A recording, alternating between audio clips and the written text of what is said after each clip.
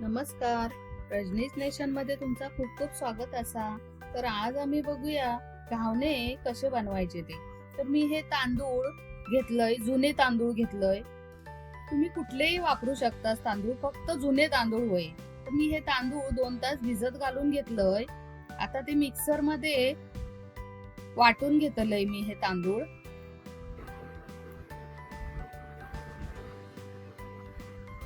हे घावणे तुम्ही बटाट्याच्या भाजी बरोबर किंवा मच्छीच्या सारा बरोबर कशा बरोबर पण खाऊ शकतात. खूप चांगले लागतात हे घावणे. चहा बरोबर पण खातात लोक.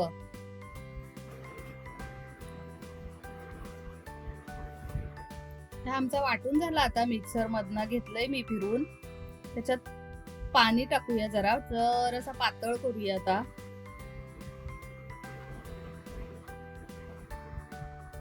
तर मी एक नॉनस्टिकचं पॅन घेतलंय.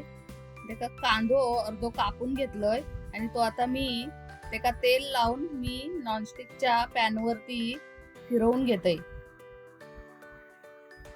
हे बघा, एवढा पातळ व्हाया म्हणजे घावणं व्यवस्थित येतो लो. त्याच्यात मीठ टाकून घ्यायचा थोडा. तर मी ताट ठेवते वर 2-3 मिनिटं. त्याला वाफ येऊ काही चांगली. वाईट सुकलो, ताट काढून घेतले. असो मस्त सुंदर असं येतो लो घावणं. परत तेल लावून घेतोय. पुन्हा बघा, एवढा पातळ व्हाया पीठ.